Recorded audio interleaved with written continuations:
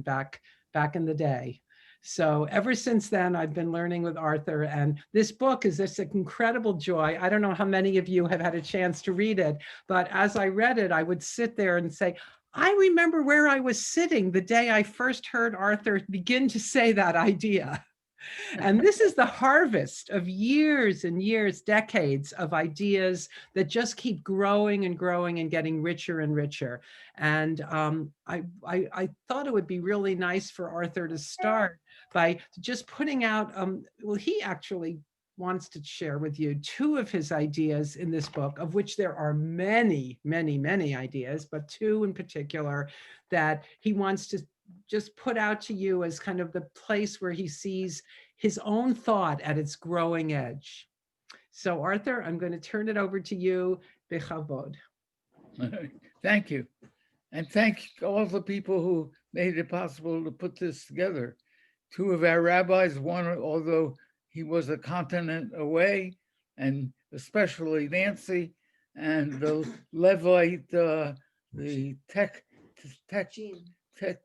Gene, yeah, the Gene Brody, there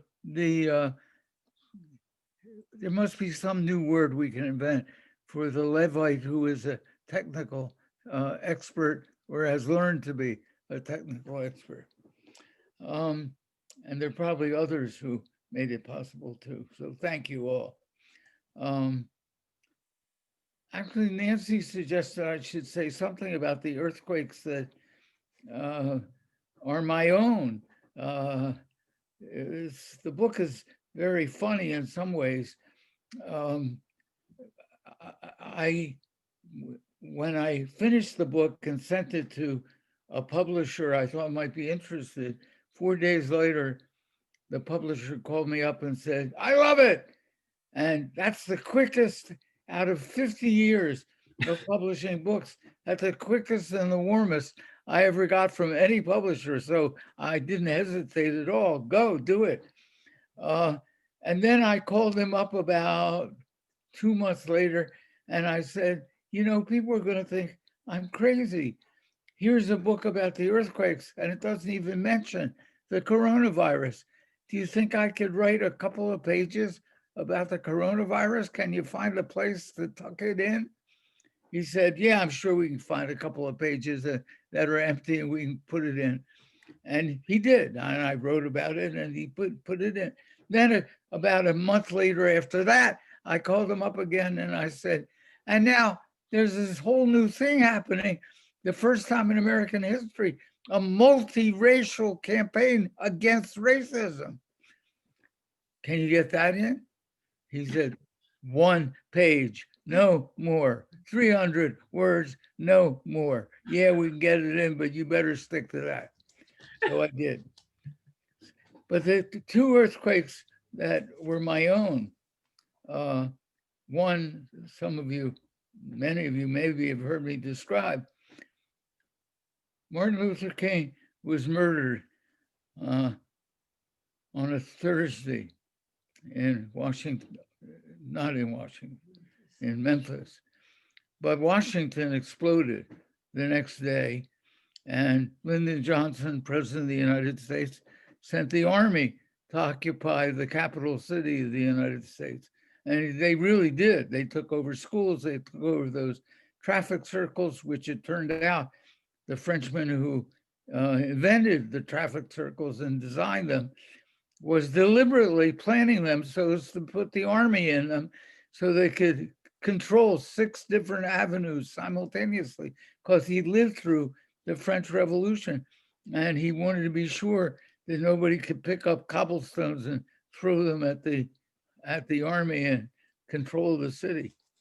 So between and that year, the first night of Pesach came a week after Dr. King was killed. And I was totally not interested in any aspect of Jewish religious life except the Seder, because that was about justice and freedom. And everything else I had learned from my totally boring bar mitzvah on up was who cared? But that meant something.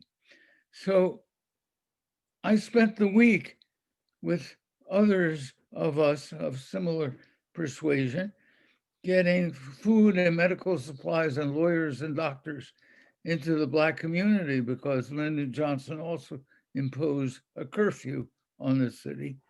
And it was totally, the Black community was totally cut off by the curfew. The police didn't care if whites were on the streets, though thousands of Blacks were arrested for only being on the streets.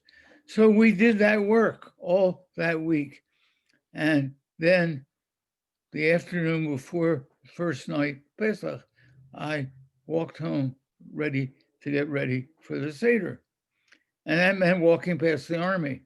And it meant walking past a Jeep with a machine gun pointed at my house, my block, and my house. And my kishkas began to say, "This is Pharaoh's army. You're going home to do the Seder, and this is Pharaoh's army on the streets." The Seder had always been serious for me, but this was like discovering you had a volcano in your backyard that you didn't even know was there, and it was exploding.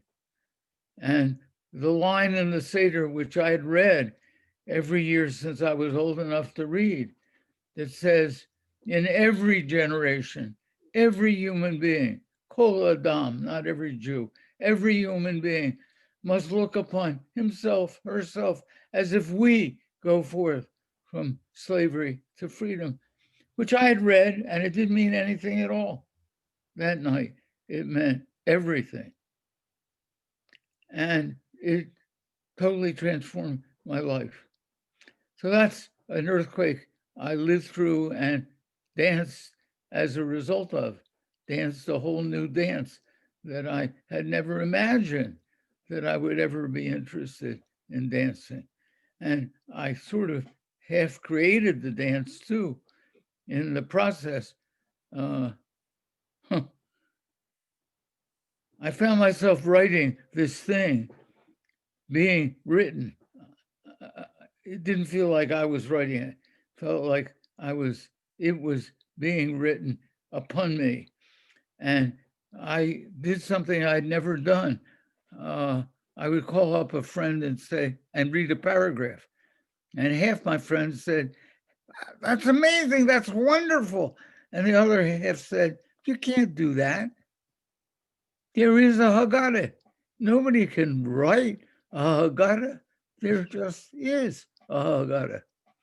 So I thought I better check it out and see whether this was just crazy or not. And I asked around, got the name of a young rabbi in Washington, D.C., Harold White. And his name still rings for me with power. And I called him up and told him what I was doing and said I wanted a serious, frank decision about whether this was crazy or not. And he said, "Well, it sounds interesting anyway. Send it to me." So I did. And he called me up a week later. He said, "Hey, Waskow, I love it. It's an activist midrash on the Haggadah. And I wonder whether you know the ancient midrash that it took an activist walking into the Red Sea before God would split the sea." And I said, "What's a midrash?" And he said, instead of saying, "So who needs to talk to an Amharitz, an ignoramus like you?" He said, "Oh, let me share the midrash with you." And he did. And that together with the politics of the Haggadah was what changed my life. I just fell in love with the idea you could give it a twirl, the ancient 3,000-year-old text, you could give it a twirl and it would come new. There was one other earthquake, not as earth-shattering, but within me shattering. And it grew and grew and grew on me, the second one. The first one did too. But the second one was in 1982, just about my first week in Philadelphia. I'd been invited to teach at Swarthmore, and the course was a course on Martin Buber.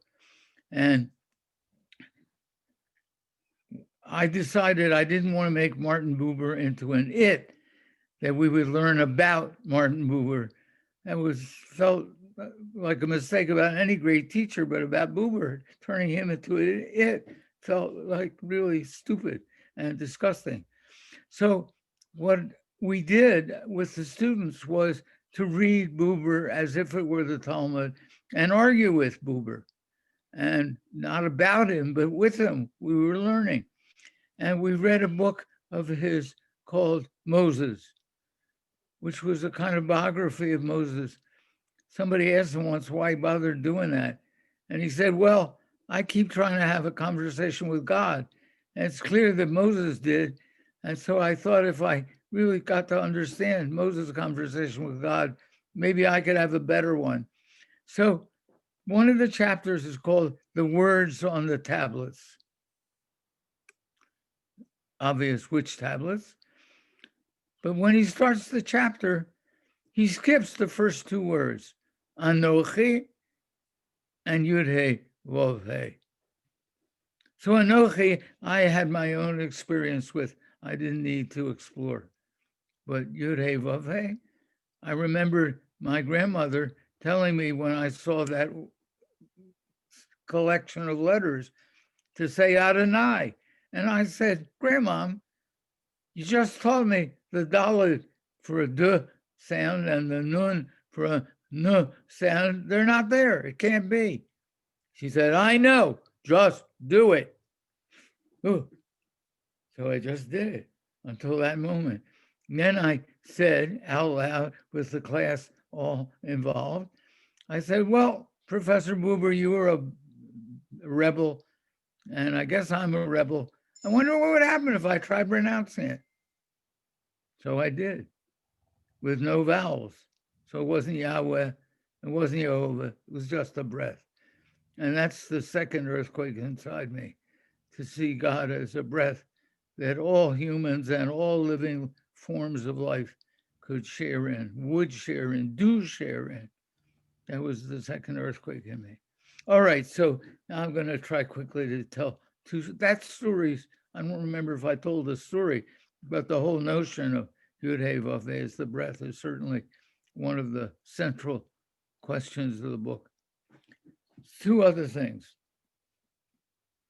In the book, the first chapter of the book, there's a couple of pre-chapters, but the first chapter is about the story, the parable of the Garden of Eden. And as I reread it to prepare to write, I came, as we do if we read it even in a clumsy Hebrew like me, with a sentence that says that the man and woman in the garden were naked and they weren't ashamed. Okay, the word for naked is arum. The very next verse says, and the snake was arum, and he was the most arum of all the beasts of the field. And every translation, even Everett Fox, translates that second arum as clever or shrewd. Fox translates the first one as nude and the second one as shrewd. So you might get it that they sound alike, but they don't sound alike. They sound identical, and they are identical. They're spelled the same. They are the same. They're the same word. And I stopped. I said, wait a minute. If I were the writer, that would be a big flag telling something important. Could the snake be the most naked of all the beasts of the field? Why would that be? And what came to me was the snake sheds its skin. You can't get any more naked than that. So what does that matter? Well, what does the snake do when the snake we just learned is more naked and maybe more shrewd and more naked, more shrewd and more nude, both? What does he do? The snake goes to Eve, who is naked and not ashamed because she's just a kid. And then there came to me a whole little story that the snake says to Eve, listen, you're just a girl, but you're about to grow up and become a woman. The voice told you you'd die if you ate from the tree. It's not true. Everybody thinks that I must be about to die when I shed my skin, but it's not true. I get transformed, but I don't die. And you're just about ready to start shedding your skin. And you're going to bleed. It's going to really feel like you're dying, but you won't die. You're going to be transformed. You're going to grow up. Don't be scared. If you eat from the tree, you won't die. You will be transformed. And I think that's why the snake was the key teacher for Eve. She grew up. And one of the key things I learned from the story is to think about the entire Hebrew Bible as a plea to the human race to grow up more. In the Garden of Eden, we grow up some, we become adults who have to live a life of drudgery and a life of control, of hierarchy. But there are many, many places. I think the most important one, the Song of Songs, which I think is the Garden of Eden for grown-ups, for a grown-up human race, that the Torah writ large, the Tanakh, is begging us to grow up in our relationship with earth and our relationship with each other. And then the final story I want to tell from the book is this. One of the questions I asked is, what does it mean to choose between being an individual and being part of a community? Americans seem crazed by being individuals. What does Torah teach us about that? And what occurred to me as a deep teaching is human beings are created in the image of God. And a story in the Talmud, one of the rabbis says to another one, like, this is a very weird, mysterious statement in the Torah. What does it mean anyway to be in the image of God? And the second one says something I thought was so incredibly brilliant because it was political and spiritual in the same breath. He says, remember they're living under the heel of the Roman Empire. And he says, when Caesar puts his image on a coin, all the coins come out identical. When the Holy One, who is beyond all rulers, puts the divine image on a coin, all the coins come out different. So I thought that was a lovely distinction about individuality, because it says we're individuals and we're in the image of God. Then I remembered that there's this story in 3 of the Christian Gospels. 2 guys who are clearly reactionary rabbis come to this radical rabbi, Rabbi Jesus, and trying to make trouble for him.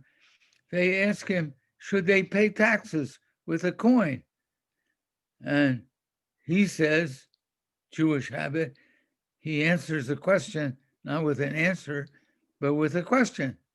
As it is said, why do Jews always answer a question with a question? The answer is, why not? So he says, whose image is on the coin? So already this rings.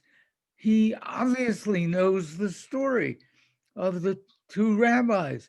And he knows the story of if Caesar puts his image on a coin, there's one result. And if God puts the divine image on a coin, there's a totally different result. So he says, whose image is on the coin?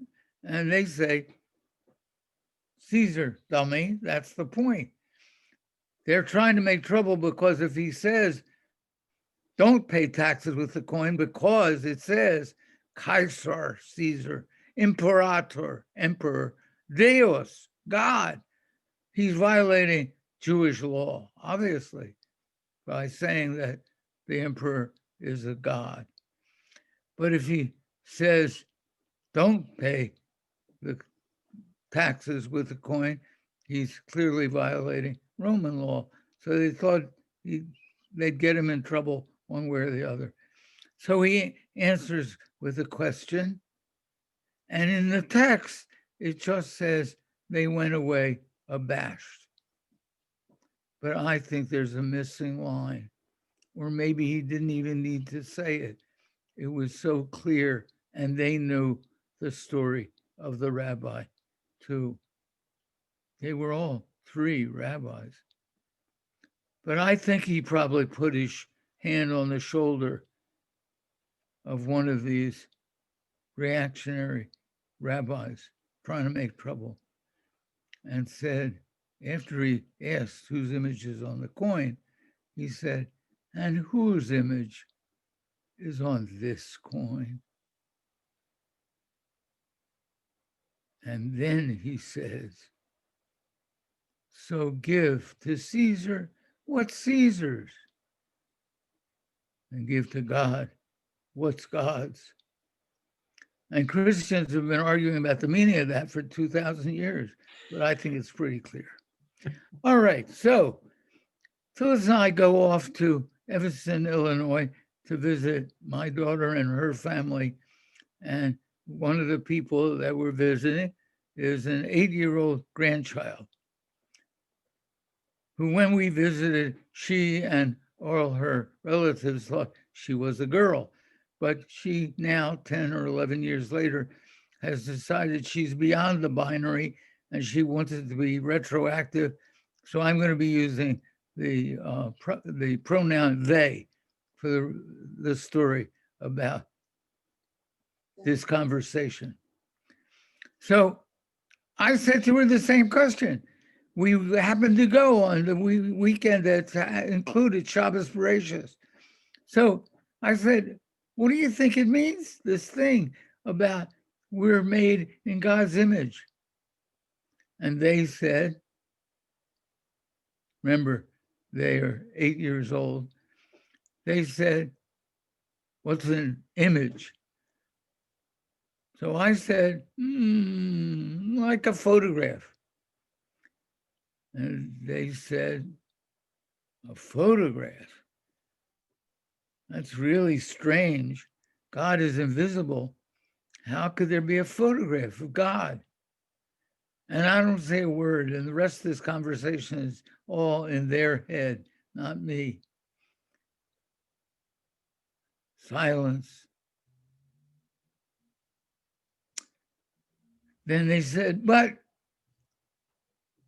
I guess it could be the other way around. Maybe God is in the human image. But we're all different from each other. Couldn't be just one of us chosen that God should be in the image of that one. Huh. Silence. Then their face lights up and they say, maybe we're all different from each other, the way the pieces in my jigsaw puzzle are different from each other.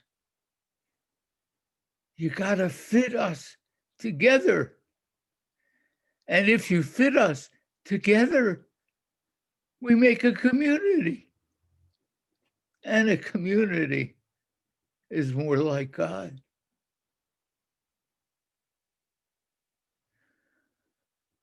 So that was one of the 2 or 3 best pieces of Torah I learned from anybody in the last 50 years. And I realized that a jigsaw puzzle is an ecological game, because that's what ecology is all about. Each species has to be different, and they have to fit together to make the ecosystem, to make the echad. They all have to be different and fit together. And those 2 stories are the heart of the book. That I grew more and more interested in the Torah, true Torah, being about growing up, being about the human race, growing up. And about growing up being more about the jigsaw puzzle, more about not Melech, king, and not Adonai, Lord, but more about the breath of life that connects our differences so that we will fit together. And that's what Torah is trying to teach. So, Dibarti, that's what that's the heart of it for me. That's the heart of the book. And there's a lot more in it, but that's the heart of what I've come to after all these years. Shamanu, Toda Rabah. So Rabbi Arthur, we talked about having people have a chance now, since there are over 30 people on this Zoom call, to all come to commented far more deeply than anything I had thought up to that time and beyond. So it's on all of us. It's in all of us. It is. I'm just saying about the language. Okay, thank you. Yeah. So Sarah, I wanted to say that you made me remember that there's a saying in the Torah that says, "Ein navi be'iro," there's no prophet in his own home city. And I thought it was funny that tonight here's Arthur in his own home city, in his own home community, and someone's calling him a prophet. So there you go. The Torah isn't always right. Who else would like to say? In Ohala, the Jewish Renewal Rabbis Association, a year ago, they named a scholar in residence, David Seidenberg, and an artist in residence, I think, and I can't unfortunately remember who. And to my total surprise, I didn't know until I walked in, they named me a prophet in residence, and they gave me a space to be a prophet in residence. So I had found a staff somewhere. Phyllis will remember where I found it, but I don't. So I brought it when I was supposed to be talking to this prophet in residence. And I held it up and said, "Here, notice this." Then I threw it on the ground and I waited for about 30 seconds. I said, "Notice it did not turn into a snake." It is not important for me to be a prophet. What was important is a prophetic movement. And I hope that Allah will begin to think of itself as a prophetic movement. And that goes not only for them, but for RRA and for Mishkan Shalom and so on. I want to say that I saw Rod motioning. So Rod, you're on. Okay. So I want to pick. Sounded like the Mr. Rogers version tonight. There was a kindergarten teacher. When Thank you, Maura Nancy. Well, it's riffing off of something you said, Reb Arthur, that in understanding your natural humility, and I want to lift up what Rabbi Nancy said before, Ein Navi Be'iro, that the root of prophet is from the word ba, or hevi. It's actually the causative. So it's someone who brings us closer into relationship with the truth of what is.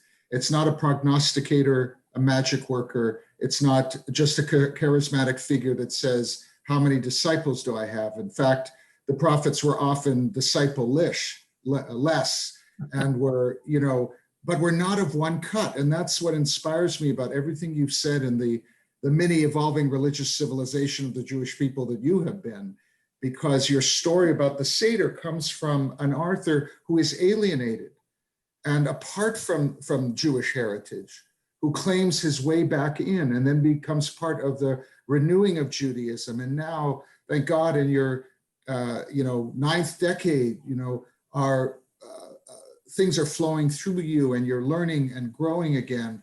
So I want you to be able to receive that mantle, but in the way that it is about a prophetic movement, but not a prophetic movement that looks one way. Because I think there's a distinction between the Christian understanding of prophetic movement around an expression about justice and the Jewish vision. Isaiah was a prophet, and he was a leading priest that transformed within the organization. Jeremiah walked around and agitated everybody, great communal organizer. Malachi brought messages. Amos, totally personal message, married someone who was considered other and agitated because of his family life. So I would want each of us to follow in your shoes, not to do the same walk, but in the prophetic movement to say, where is my prophetic voice in the lineage of our people? And that can be within, outside the institution, at home, in front of City Hall, with a prophetic voice, not just with a one cookie cutter, right? Because then we're back into Caesar, we're back into Caesar mode with prophecy. I know that's what you meant to say before, Arthur, so I just extrapolate. No, you were the right person to say it. That's the point. The point is the jigsaw puzzle. That's the point, the jigsaw puzzle. You were just saying it, and you were also a piece in the jigsaw puzzle saying it. Yeah.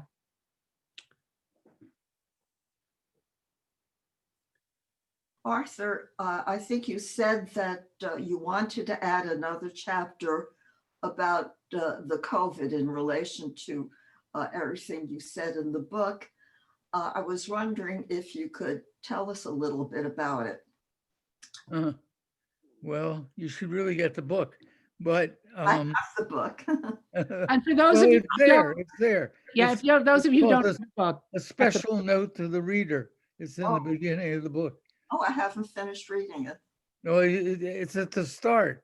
In fact, I told the publisher, I said, if you put it at the end, nobody will ever get there. They'll think the whole book, he's crazy. He doesn't mention the coronavirus. So you better put it at the beginning. It's at the beginning. Well, I said a bunch of things. I said if it teaches us anything, it teaches us what some of us have been trying to learn about the climate crisis, that we're all intertwined. Here's this poor little bat that we got too close to. I mean, one of the real problems of not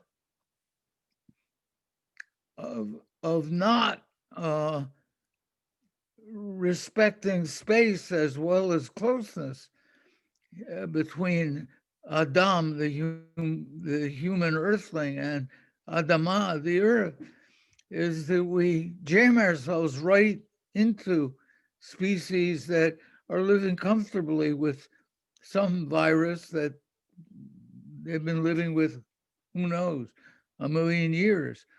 And we jam ourselves so close that it jumps. Where did that start? Oh, that one of the things we learn. I learned a little piece of unofficial Torah I learned during the Vietnam War. Howard, what's his name? The guy who wrote the People's History of the United States. Howard Zinn. Yeah, thank you. Howard Zinn told me once, we were having a conversation about the war and its effects. He said, most of the time we walk around in the dark in our society, and we may walk into stuff that pokes us, hurts us, tears a piece in us, but we can't see it. And so we don't know what to do. He said, every once in a long while, there's a lightning flash and it lights up what is really going on. And our job has to be to try to see in that moment and remember it and describe it to people. So for him and us, it was the Vietnam War. I think for maybe practically the entire human race, it's the coronavirus. That's the lightning flash that's shown a lot. That's one of the things it's shown. One of the simplest things it's shown is that Americans need to take both health care and even more public health care seriously. We're one of the societies that, rich societies, that even when we take healthcare seriously, and we mostly don't, I mean, the most expensive healthcare for much less result than most industrial countries, but we don't take public health seriously, the health that affects millions of people. So if anything, that's one thing we ought to have learned from it. But there's a whole bunch, and there's a whole list. Where it says a special reading for the reader, that's where I tried to put, even then, even then, what I thought I had learned. Yeah, Phyllis. But I'm going to ask Arthur for you to say something, which I know, but I think people would be interested to know about what happened as a Jew, as a rabbi working for this Catholic press. Oh, What were you allowed that nobody else would have been allowed? Well, Robert Ellsberg, who is the publisher and sort of editor-in-chief, told me after he called up and said, I love the book. And we decided I decided that that's who I wanted to publish it. He said to me laughing, if you were a Catholic, I couldn't publish your book because it's so critical of some of the both practices and even some of the theology that underlies much of the Catholic Church. But you're a rabbi. You got a license to say anything you feel like.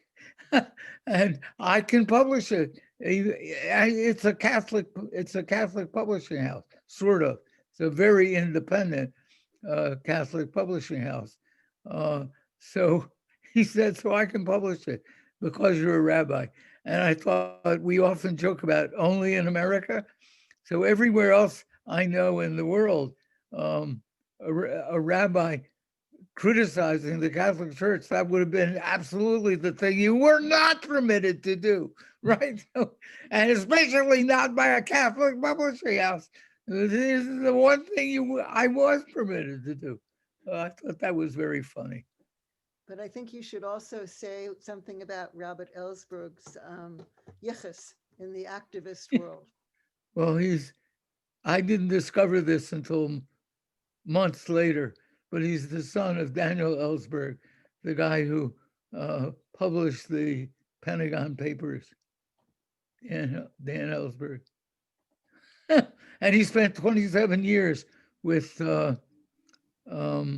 Dorothy Day. So he's deeply a part of the prophetic part of the Catholic Church.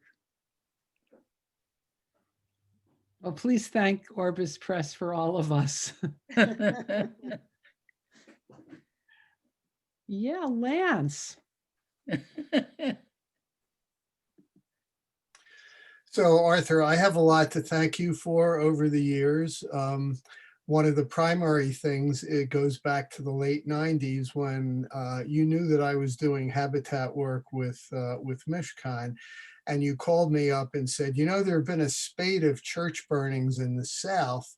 What do you think about getting a group together to go down and help rebuild one of the churches there? These were African-American churches. And then you added, but not just a Jewish group, an interfaith group, right? So long story short, as you know, that led, it wasn't called that at the time, but we got 27 people together, mostly from Mishkan and St. Vincent's. And we went to Macomb, Mississippi, helped rebuild the Rocky Point Missionary Baptist Church. And that led to the Interfaith Community Building Group, which has been going on now for 24 years. And that goes back to that phone call from Yeah. to me. And, you know, I thought at the time that this was mostly about service work, but I've come to learn through your teaching, among other things, that it's way beyond service work. And that if it doesn't integrate all the things you're talking about in life, then it's, you know, it's doing one thing, but it's not as important as if it's building relationships, looking at the political issues that cause the problems in some of these places we've been to, taking political action where necessary, embodying interfaith work in many different ways. So that has had a huge effect on my life, that work and your phone call. So thank you so much for that. Well, thank you. And actually, you're saying it that way uh, leads me to suggest some of the work I've been doing quite recently is about the notion of turning the idea of solar co-ops into a massive, really massive transformational process in neighborhoods. I started thinking about a month ago, it'll be obvious why, started thinking we're stuck, like America is just totally paralyzed. Almost exactly 50% of us are looking at each other as if the other half is totally crazy or evil. And every once in a while, some of us get to meet people on the other half, sometimes because they're in our families, sometimes sheer accident. And we discover they're perfectly lovable, yet they keep voting for people who I think are either crazy or evil. And as a result, the country is just paralyzed. And it's, among other things, it's paralyzed about the earth, which doesn't care about waiting a long time, right? I mean, the Black community has gotten used to winning a struggle and losing half of it and coming back and winning another struggle and spending 2 or 3 centuries, 4 centuries, uh, changing slowly. But the earth doesn't care. Uh, you do enough to it and it just wham. So I started talking with people, and if any, I don't know if any of you, last night, the Shalom Center put on a Hanukkah celebration that included a conversation between me and a woman named Anya um, Schoolman, who's the founder and director of something called um, SUN, spells Sun, Solar United Neighbors in Washington, D.C., which is now stretched out much more than Washington, D.C.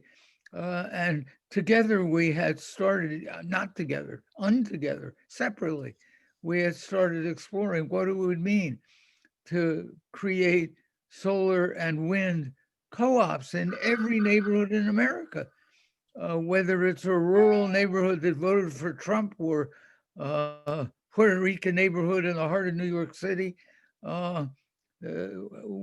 Could we figure out a way to make sure there was federal money to make it possible for poor people, people who call themselves forgotten Americans because their industries have left and nobody cares, to return themselves economically and culturally and psychologically to not being forgotten. So somehow what you said about the home building thing reminded me of that.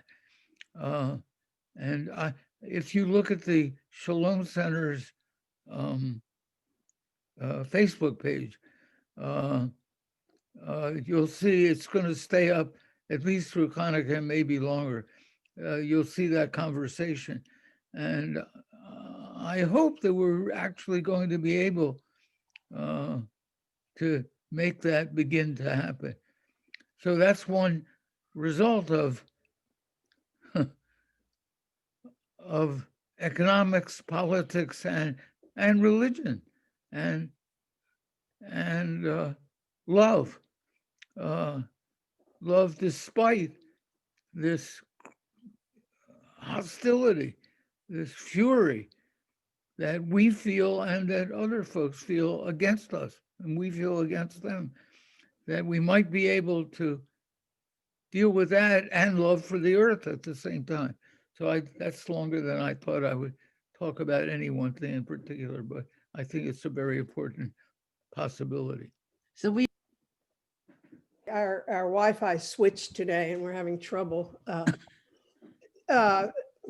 First, Arthur, I love hearing you tell the story of your sort of Hanukkah epiphany, if you will. Just because I can identify with it so much as somebody who had nothing to do with Judaism for a lot of reasons, but always identified with what I thought was the cause of freedom that Hanukkah was meant to represent. But in your talking earlier, I think I'm most moved by kind of both a little of what you said and also what you implied about community, what makes community. And in the interbreathing, and when you talk about people coming together and disparate things coming together,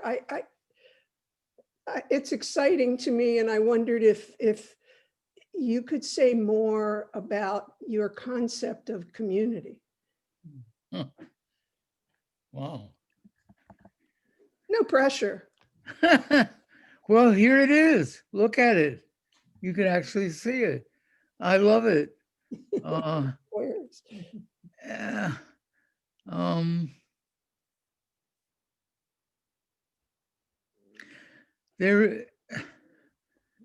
This isn't true about Mishkan, but there is a danger of community turning inward, of feeling so much pleasure in the fact of its being together that it forgets there's a world, and a world to grow up in, and a world to keep encouraging the world to grow up in.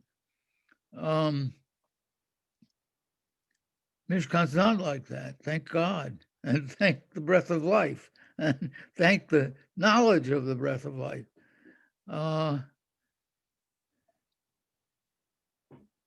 So I think that's why I keep coming back to the ecosystem. At one level, a community is an ecosystem with people meeting each other's needs. At another level, it's part of the greater ecosystem. And to the extent it can stay aware of that and stay conscious of the importance of that, then I think it's a sacred community. I'm going to call on Rabbi Sean for the last question. So I'm not a shill at Rabbi Arthur's, Rabbi Phyllis's request, but I'm intrigued in terms of what's coming next. So Dancing in God's Earthquake, again, that number, 1-800-SHALOM Center. You can get your copy, but Phyllis and Arthur are already working on what's coming next, which is the Freedom Seder book with a whole series of perspectives, including, please God, one on the Zoom Seder that we all did, that Arthur and Phyllis let us in recently. So that occurred in COVID times. You added the prologue in the book here about the times we're in. But I wonder if you could reflect on, given the book that's coming out and that we're beyond even 50 years from the Freedom Seder, things that you see that are evolving now in these times that are actually part of the renewal and the future coming towards us, and where Jewish life and prophetic voice are actually burgeoning now. Because I think that's also true. I experienced it with you that night. Right. Well, for example, Tisha B'Av a year ago, not just the most recent one, but the one before that, thousands of Jews all over America honored, I'm not sure I would use the word celebrated, but they honored Tisha B'Av with a whole action around refugees.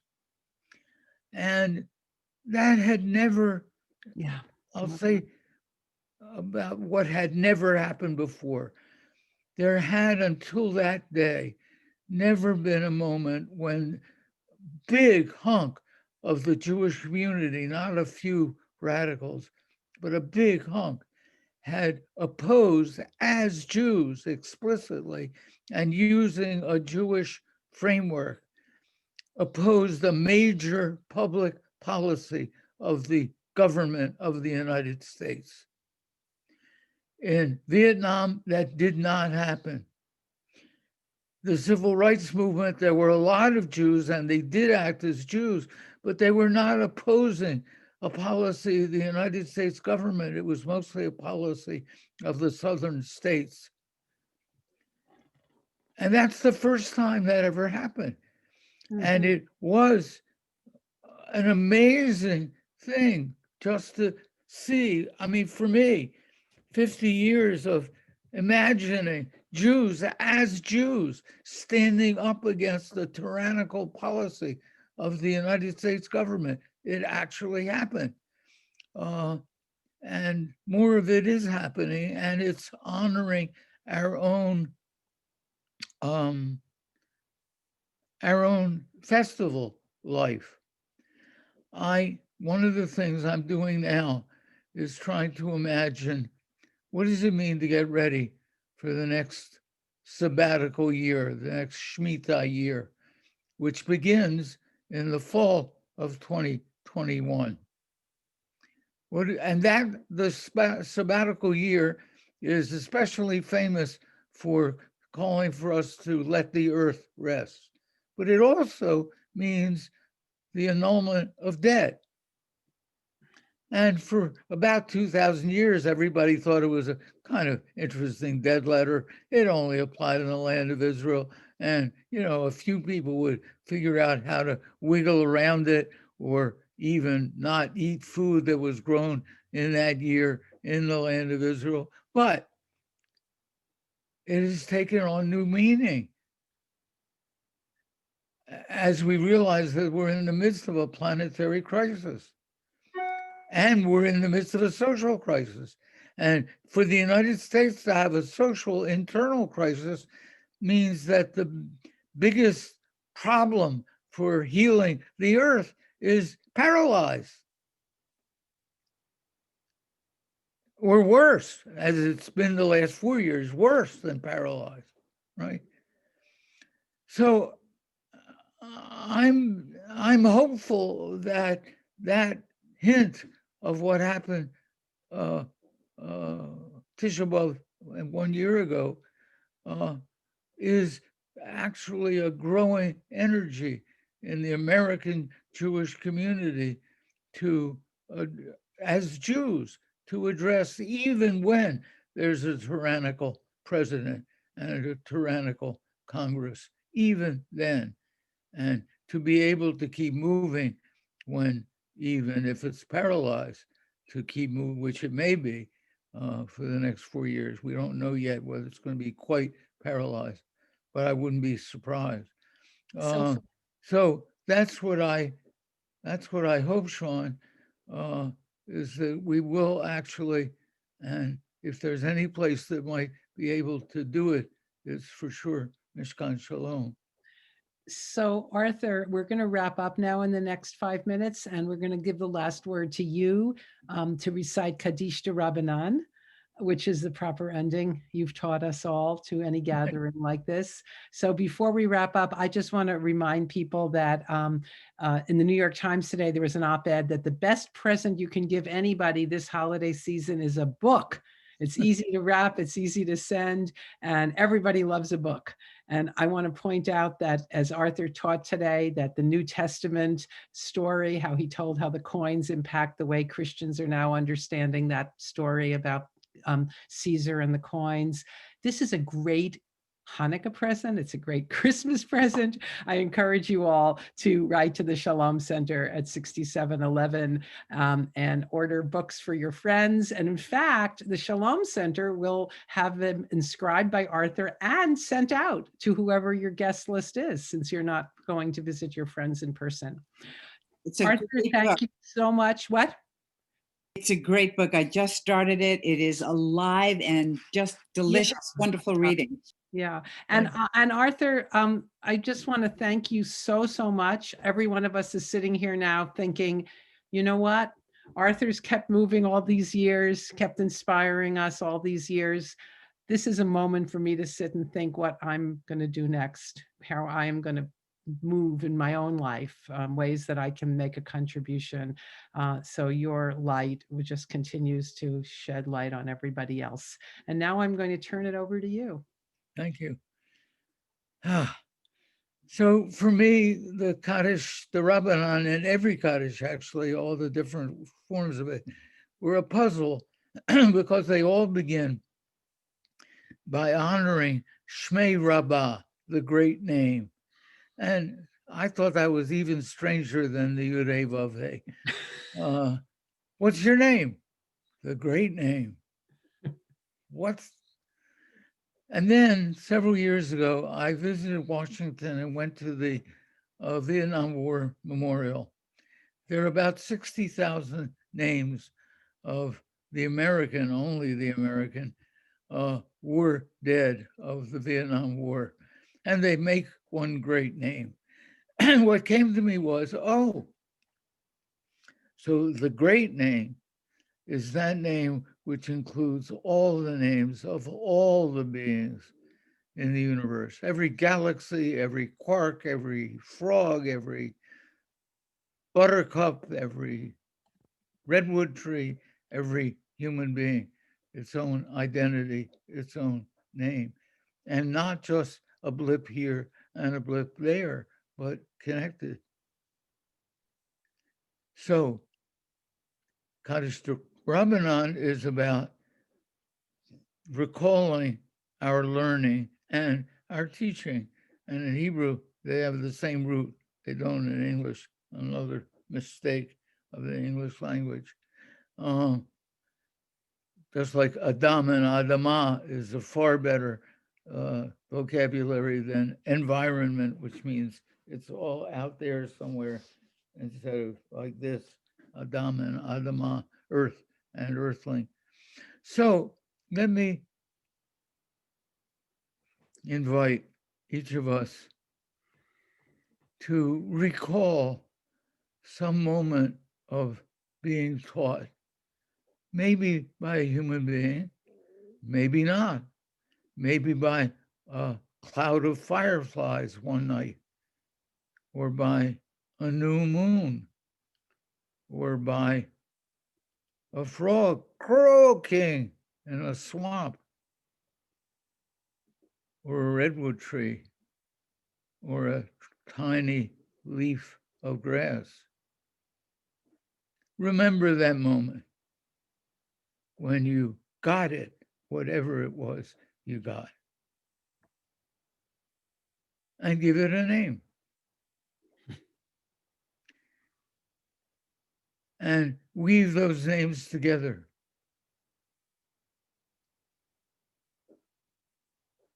And now, a little bit more time to do that.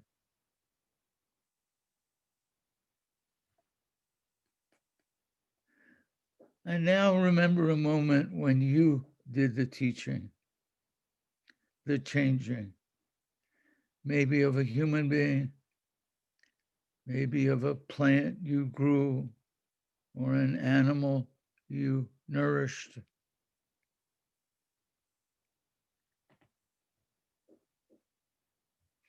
And give those moments names as well. And weave them together.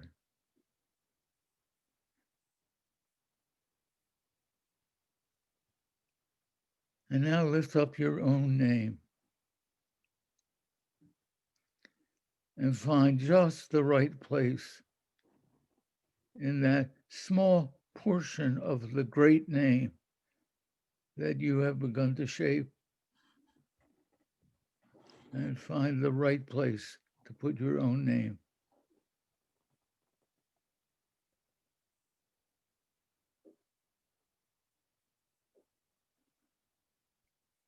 And now take the whole small part of the great name that you've woven and put it inside you,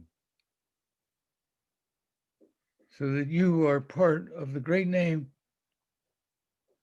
and the great name is within you as well.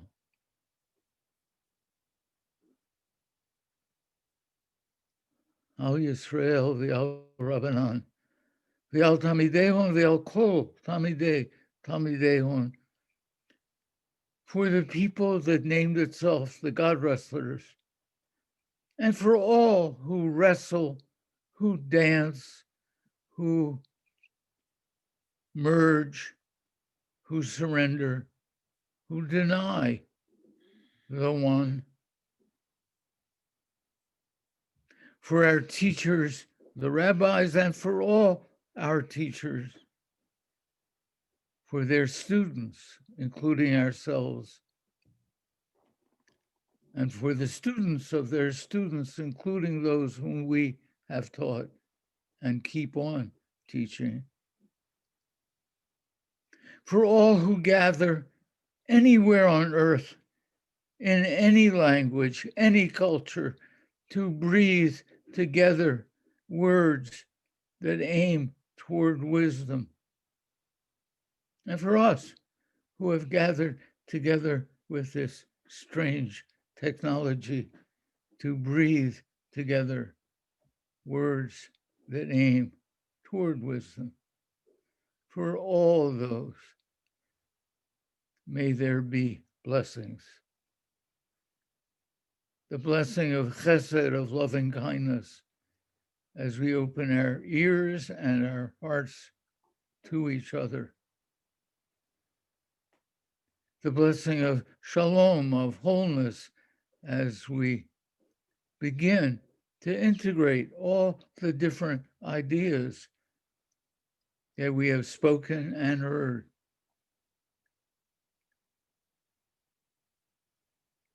The blessing of knowing that we need to come out of this moment